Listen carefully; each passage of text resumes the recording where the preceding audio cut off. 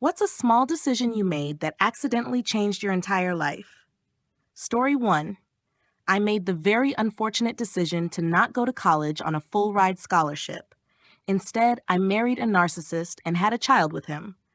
I did end up going back to school and getting my associate's and bachelor's degrees in computer science. It took me a long time and was not as fun as it would have been if I had just gone at 19. Now I'm getting divorced. Story 2. I was about to turn 60, and I was really down about it. I had depression lingering from my divorce, the death of my elderly parents, and my mom's dementia. Life was just heavy and sad. I was on Reddit and I saw a comment where someone said he was also turning 60 this year, so he had about 20 summers left if he was lucky. That sentence stopped me in my tracks. Wow. Conservatively, I may have 15, if I'm lucky. I was so focused on the big number 60 that I didn't realize the small number that showed time winding down. It didn't make me sad. It did the opposite. If I have 16 summers left, am I going to spend another one sitting on the couch watching TV? Hell no. That realization kicked me into action, and I felt gratitude and motivation to start living. First, I decided to get my health in order. Since January 1st of last year, I've dropped about 85 pounds through keto and intermittent fasting. I'm now the same size I was as a freshman in high school. It's shocking. I feel wonderful. Second, I started dating again. It's been wild, fun, and exciting. I've been in an FWB situation, been a girlfriend, and I just keep going. I hope I meet someone for a long-term relationship, but if not, I'm still having fun. Things I'm trying: kayaking, painting, singing before an audience again. Things I loved but stopped doing along the way. Who knows what's next? Maybe skydiving? Honestly, turning 60 was the best thing that's happened to me in years. I can't wait to see what's next. Story 3. Spontaneously, I decided to stop drinking. Last week marked 1 year, and without a doubt, this has been my most productive year yet. Although not always perfect, my anxiety is at an all-time low. Not preaching, but if you're wondering whether you should quit, just go for it. You won't regret it. Worst case, alcohol isn't going anywhere. You could always go back. But you probably won't want to. Story 4. To be honest, I didn't really notice a difference in how I felt until I was about 4 months in. Then I got sensations and feelings in my brain that I hadn't felt since I was a kid, and that's a fact. At first, it was just, let's see how long this can go. Then, maybe I'll drink again next weekend. But I kept putting it off because I didn't want it anymore. I liked the feeling of not needing it. Then I started having dreams where I'd have a drink, and I'd get pissed at myself. I'd wake up relieved that my streak was still going. I wasn't a daily drinker, but I drank on Friday and Saturday nights every weekend since I was 17. I'm 33 now. Sometimes I drank during the week, sometimes Sundays, sometimes even more than that. When I was in a touring band, I drank almost every night. I wasn't the type to drink alone, but when I drank, I really drank. I held my liquor well, and there was no embarrassing event that made me quit. But then I started going to parties and realizing alcohol was completely unnecessary. That's when I knew there was no point. Also, I loved not having to worry about how I was getting home or waking up with a hangover. I still love weed, though. And even that feels 10x better with no alcohol in my system. Lately, I haven't even been smoking much, just taking small edibles almost every day. The edible drinks are amazing. We live in a crazy time where many of us can just go to the store and pick up THC drinks that don't harm our lungs. I'm taking the world up on that. I feel so clean, calm, and productive. I'd say, try cutting alcohol if you're curious, or you'll never really know how you'd feel. At the very least, it gives your body a chance to reset. For me, around 4 months in, everything started to feel different, and it was sensational. Story 5. A girl was messaging me on OkCupid. Her photos were pretty and she seemed nice, but she lived far away. I wasn't really interested in doing a long-distance relationship, so I wasn't putting much effort into the conversation. Finally, she said, "I want to get to know you better, but it seems like you're not interested." That was cute, so I gave her my contact info, just for the hell of it. Maybe we'd have some fun conversations. 2 months later, we were officially dating. 6 months later, we were engaged. 1 year later, we were married. absolutely the best and most important decision of my entire life. She is the most wonderful woman I've ever met, to the point where I can't even adequately describe it. She's completely changed not only my life, but also my entire outlook on life. Story 6. I was going to bail on a fraternity rush event because of social anxiety, but my roommate was heading to campus and asked if I wanted a ride. For whatever reason, I said yes. When we pulled up in front of the house, I really didn't want to go in, but they told me I should. I was nervous as hell. But I ended up rushing, joining, and eventually becoming president. That led to job opportunities and lifelong friendships that I still rely on to this day. Completely changed my life. Story 7. I have social anxiety and am not a very sociable person. When I was 20, I had only had one girlfriend for a month. I was sick of longing for romantic love. So one day, on my lunch break while working at Sears, I said, "What the heck?" and posted a personals ad on Craigslist. I got one single reply from an actual person looking for the same thing as me. She felt like something was missing from her life too. She lived about 45 minutes away, but I was ecstatic to meet someone who wanted the same thing. She was, and still is, rather quiet and socially awkward, but somehow we connected. A month later, we were officially a couple. Now, 13 years later, we're married with 2 kids. My second relationship, and my first serious one, turned out to be my last. It's crazy to think how different my life would be if I hadn't posted that ad, or if she hadn't seen it at that exact moment. That impulsive post on my lunch break turned out to be the best decision I've ever made. Hey, since you're so far into the video, why not consider subscribing? We post content like this regularly. Also, consider giving a like since it helps people who like these find the videos. Now let's get back into the story. Story 7. If you want to completely eliminate anxiety as a whole, stop worrying and start hating. Worrying means you care about results, maybe a bit too much at times, which I relate to heavily. Hating means you do not. If you just talk to yourself about how much you hate the thing you're doing, you'll be so busy thinking of the annoying stuff that you won't even be thinking about the actual bad things. It works surprisingly well. I used to do this to help with my social anxiety at school. Every day before I came in, I just reminded myself how much I hate this place and how much I don't give a fuck. After a while, I stopped getting anxious about going to school because I'd tricked myself for long enough to get used to it. Or on a date, as much as we might love someone, it helps to pick them apart and pay attention to their flaws if you are anxious. Mostly to just remind ourselves they are imperfect too. Making friends with a kid the first day of kindergarten, just because we were the first ones there.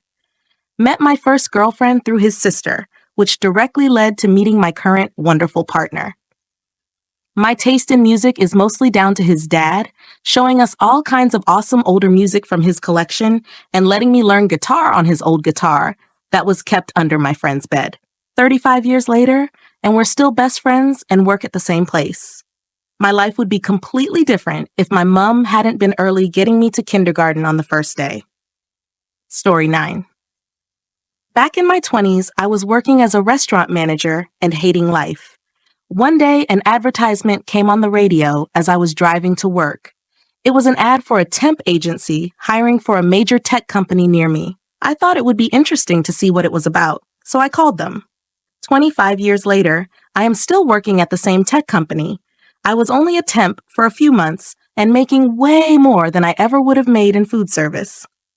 Story 10. Flipping a coin and having it land tails. When I was in the Army, U.S., I had just gotten back from a deployment in Iraq. Upon our return, I was moved to a brigade that was already deployed to Afghanistan. This was because I was infantry deployed in a unit that did not normally have infantry. Since I just got back from Iraq, the only way to go to them in Afghanistan was to waive my dwell time. During that period, they could not deploy you unless you were home for at least the amount of time you were previously deployed. This was something I originally had no intention of waiving. I was then sitting in our battalion's command building, waiting to get a meal card that would allow me to get food on base. During that time, a few of my friends came in who were about to waive their dwell times to deploy. One of them saw me and said, "Hey, you coming with us?" I said, I don't know, anyone have a quarter?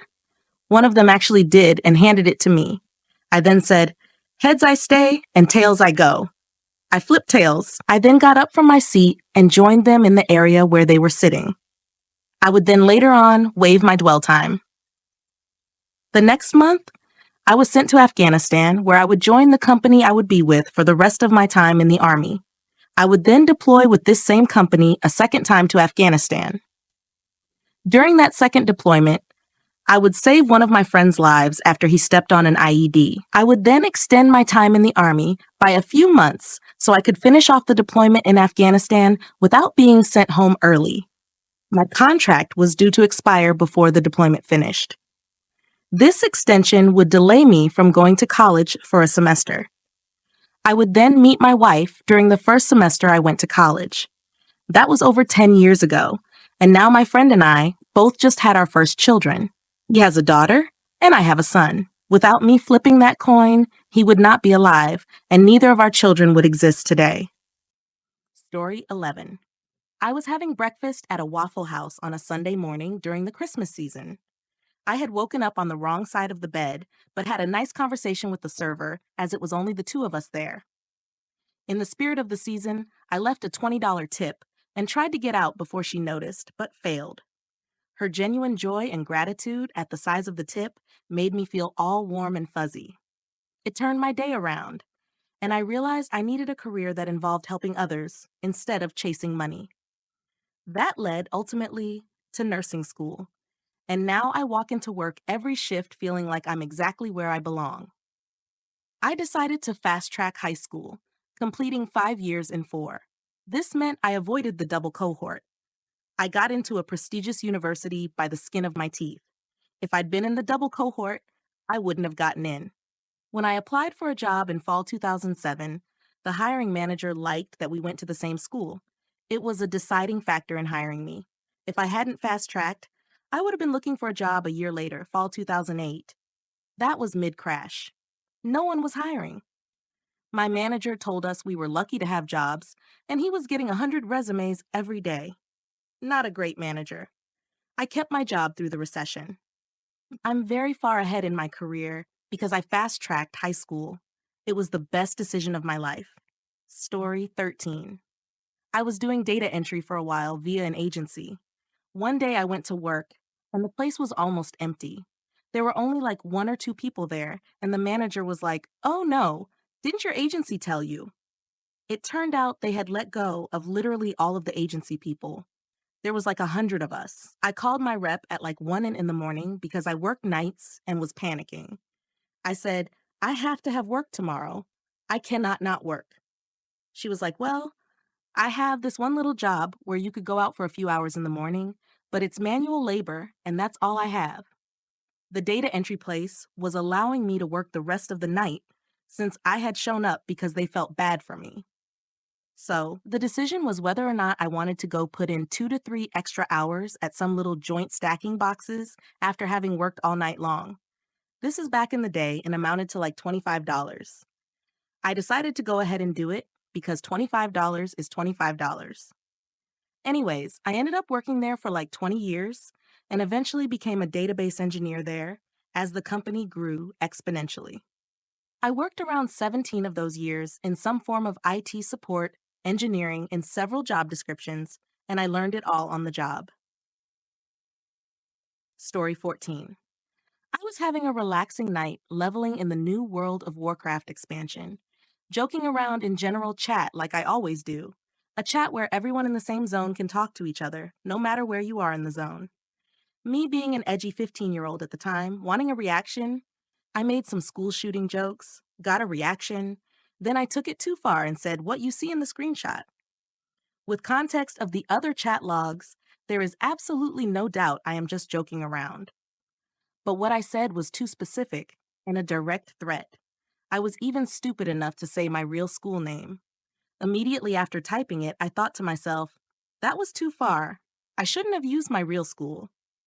I'm starting to get a lot of reactions in general chat, and I remember messaging my buddy, "Dude, I'm just making school shooting jokes, and everyone's taking it so seriously. I think school honestly might get canceled tomorrow." I go to bed an hour later, enjoying the chaos I just caused.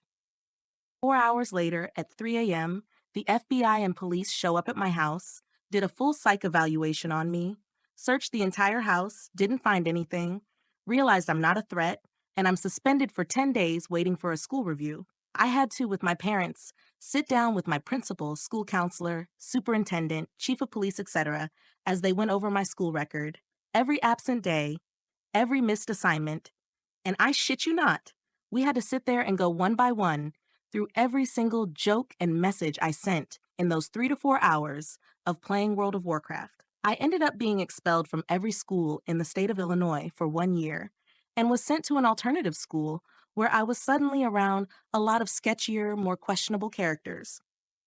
There are so many different ways my life branched off into different paths when I was sent to alternative school, but I will focus on the biggest one. I fell into drugs, fell into selling drugs. Several years after high school, I'm still selling drugs and get snitched on by someone I've known since 5th grade. He bought 20 tabs of LSD off me while wearing a wire. The police raided my house, arrested me, and I was sentenced to 7 years in prison for a Class X LSD delivery charge. Once again, this has caused my life to branch off into so many alternative paths that I would never have taken before. I graduate trucking school next month. I wouldn't be trucking if I wasn't a felon, that's for sure. It's crazy to think how much my course of life was altered simply because I was being an edgy kid looking for a reaction with dark humor in World of Warcraft general chat. Story 15. In 2011, I decided to scroll through Craigslist during a slow day at work in retail. I came across a listing for my current job and somehow ended up getting hired out of hundreds of applicants. My hourly wage tripled immediately. I got insurance, a state pension, and other benefits, and was able to move out on my own for the first time. A few years later, I left a joke comment on someone's Facebook post, which was loosely related to my profession. We had gone to high school together, and she decided to DM me. We immediately clicked, and we've been together for 10 years now. Story 16. I started to fall behind in math in middle school. In 7th grade, I barely passed Algebra 1.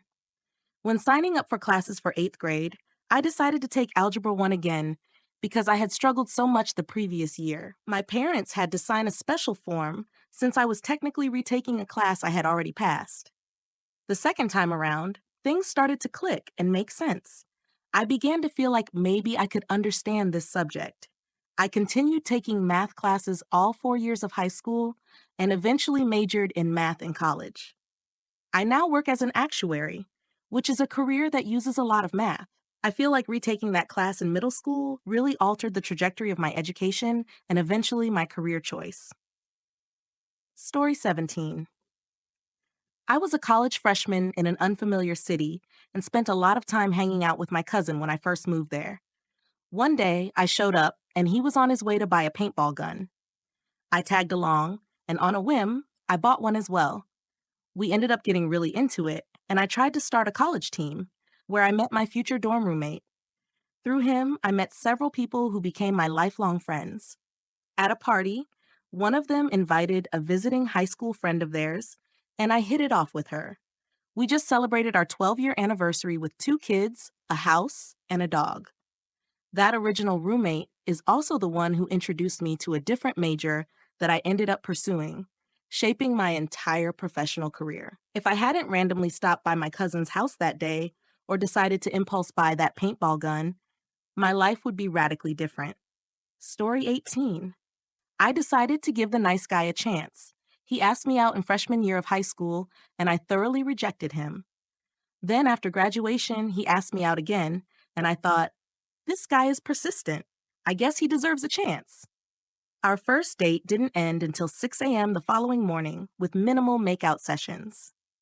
We've been married for 13 years now and have a son. It was the best decision I ever made.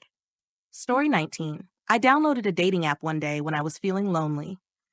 After a few months of unpromising nonsense, one day a woman messaged me about my Pokemon tattoos. That was 8 years ago. We've lived together for 5 years and have been married for 2. Story 20. In high school, I decided to go to a frat party with a friend. I was normally a very responsible kid, so this was out of character for me. I almost canceled at the last minute, but didn't want to bail on her since she often gets herself into bad situations. She ended up mixing acid and alcohol without telling me, and ended up dragging me out of the party, leaving us to wander the streets. It was pretty wild, as she was paranoid and kept trying to push me under cars to hide. We did have two random guys offer to let us come over to their place to smoke, and thankfully she said no. I was worried for a second. I finally got her to sit at a bus stop while I called us a ride. I tried to go to one further up the street, but she started walking towards a different one, so I decided to just go with hers. Anyways, a guy with his hood up walks in, and I didn't want her to freak out and leave, so I started talking to him. He offered her a water or Gatorade, which she accepted, and we chatted while waiting for our rides. When ours arrived, she insisted that he get my number, and I made a last-minute decision to give him my real one. Long story short, he texted 20 minutes later while we were on our way home, and we're married now. I made so many tiny decisions that could have meant we'd never meet. And I'm eternally grateful that all those snap decisions went the right way. Story 21. A little over 8 years ago, I was working a grant-funded position that was about to end and was applying for any job that I had the qualifications for. One of those jobs was in Texas. I'd never been to the state and didn't know anyone there. I flew down for an interview, and it just felt right. I packed up and moved to the Houston area with only what would fit in my car. Almost 7 years later, I'm working on my doctorate, married to a guy I met on Hinge, and we've bought a house. I've also been promoted twice at the same company I started working for when I moved here. Texas isn't perfect, but applying for that random job here changed everything about my life. Story 22. In 4th grade, my school had older students come in for an assembly to show off what instruments we could play the following year in band. I thought the girl who demonstrated the flute was really pretty, and I liked the sound of the instrument as well. I came home and told my parents I wanted to play the flute next year. What I didn't know was that my mom had played the flute and had even started a college performance major, but had to drop out due to financial reasons years before I was born. She never talked about the flute in front of me. When I decided I wanted to play the flute, my mom lost it. I don't know if she was a narcissist before that, but she definitely became one after. She forced me to practice every day. It became one of my chores, take private lessons, and audition for every opportunity. Honors bands, orchestras, local flute choirs, you name it. She was at every concert, lesson, and rehearsal. Unfortunately, I became good at music and I hated it. I tried to quit multiple times, but I wasn't allowed. I was threatened with losing everything I enjoyed if I stopped. I eventually got a full ride to college, but only for a music degree. I was made to believe it was my only option. I graduated, but it cost me my mental health. I haven't seriously touched my flute in years, and I just went no contact with my mom earlier this month. Now I'm trying to reconnect with my true passions, cooking, writing, and traditional art, but it's hard. I feel like so much of my life was taken from me, and my mother refuses to acknowledge any wrongdoing. Let your kids do what makes them happy while they can. They're not your mini-me's. I asked a girl on a date who I had been crushing on for a while, but was convinced she was out of my league. Out of nowhere, her friend told me I should date her, not because she said anything, but because her friend was playing matchmaker. I never asked girls out unless all the stars aligned, and it was obvious they had feelings for me too. But I decided to go for it anyway. She's still out of my league, but it's been 15 years now, so I think she's okay with it at this point. Story 24. I called an employee a dumbass in my red foreman voice. That moment led to me losing a job, but it also led to me finding a much better one. I did some background research on religion and churches in general. This led me to have a greater appreciation and understanding of religion. It also led me to the decision to leave the church I had been a member of for almost 30 years, because they are corrupt as hell. Story 26. I got a haircut. I had been considering leaving him off and on, but the hitting, spitting, constant jealousy, and binge drinking were becoming too much. But I was scared. scared to leave a relationship that included a lot of my friends, scared he'd hurt himself, and scared to hurt him. One day, my friend told me Elan is doing $10 haircuts if you let one of their apprentices do it. I liked free haircuts, so we went. As we were on our way, I called him to tell him I was getting a haircut. He said, "You can't cut your hair short. I don't want it that way. You'll look fat." That was it. The beating, the gaslighting, being literally stepped on, it all moved past me. But something about his sheer arrogance in telling me what I could or couldn't do with my hair, something that had no impact on him at all, was the last straw. That was the last fight we had. The rest was me telling him he wasn't welcome, and that was the end of the relationship. Story 27. I used to work 5 a.m., 1 p.m. shifts at Trader Joe's. Since it was early, I would always come straight home and take a nap. One day, a coworker gave me a 10 milligrams edible toward the end of my shift. By the time I clocked out, it was starting to hit nicely. On my way home, I randomly thought of stopping by the Latino grocery store near my house to grab some Mexican chips and candy to satisfy the munchies. I lollygagged there for about 30 minutes, reading chip bags and random ingredients before heading home. When I parked my car on the corner street and started walking to my house, I witnessed a drive-by happen right in front of me. Stray bullets hit my house, and 2 bullets went through my room, blasting the blankets on my bed. That day, weed saved my life. Story 28. Instead of going home when my friend had to go to work, I decided to meet my other ex-friend in town. They brought along a girl I'd never heard of before, and it was the first time I met her. She completely turned my life upside down. After a year of being close friends, I fell in love with her, and it helped me realize who I am. She helped me stop convincing myself I wasn't gay, a mindset I had for 15 years. 2 years later, I am still dating her. If I had simply decided it was too hot that day to walk to the park, I don't know if I ever would have allowed myself to be free. I was in community college to start classes to become a nurse. One of the general education requirements was an English class. I took the class and absolutely loved it. On the last day, I took my final, thanked the teacher for a great few months, and started to leave. Halfway down the hall, the teacher ran after me and asked what my major was. I told her I was planning on becoming a nurse, and she suggested I should be an English major. What she said really stuck with me, and next semester, I took some extra English classes. I realized I enjoyed writing and ended up changing my major to English. After transferring to a 4-year college, I really started hating a lot of the classes and decided to pivot to English education. I was a student teacher for a year, but was terrible at it. I loved the kids and had a scary passion for lesson planning, but I couldn't be as strict as I needed to be. So I decided to leave the program just before spring break. Eventually, I started working at a nonprofit supporting foster youth like me. I used the analytical and writing skills I'd learned to help create programs for youth throughout the state, improving processes at other nonprofits as well. I never write for fun anymore, but I've built a lovely life and have no regrets. I was real depressed when I was 19, stuck in a serious rut. One day at the gym, I saw a quote on the wall: "Do one thing every day that scares you." I Googled it, and a book popped up for sale. I bought it, thinking it was a story about someone following that advice. It turned out to be a journal, prompting me to write one thing I did each day to get out of my comfort zone.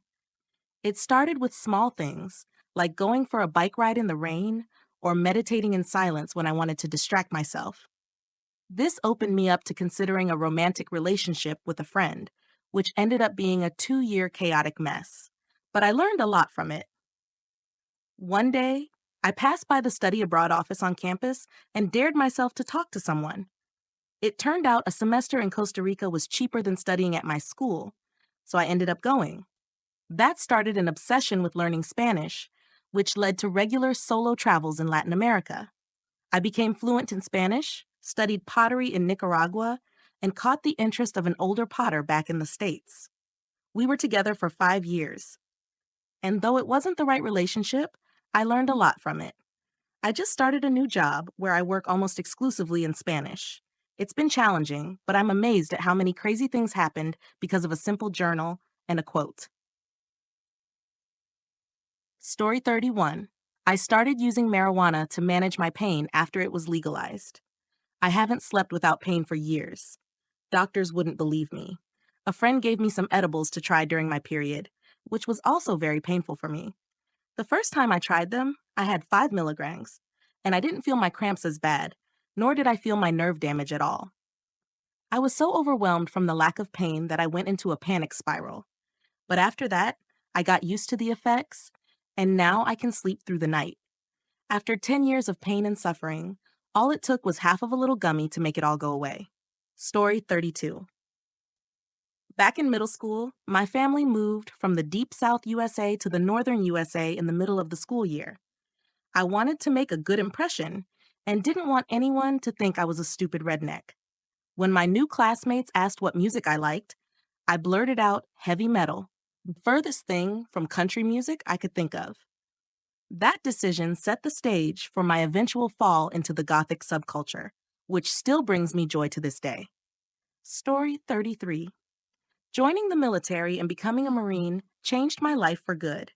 I always lived in trailers with a drug-addicted mom who only made $650 a month from welfare. My dad worked blue-collar jobs, but never really got us out of that life. Now, 2 years after leaving the military, I've moved into my first real house with my son and fiancé. It's surreal how much my life has changed. I'll have my bachelor's degree in cybersecurity in September and plan on doing my master's degree, all because the VA will pay for it. I can't stress enough how much my life improved after serving 4 years in the military.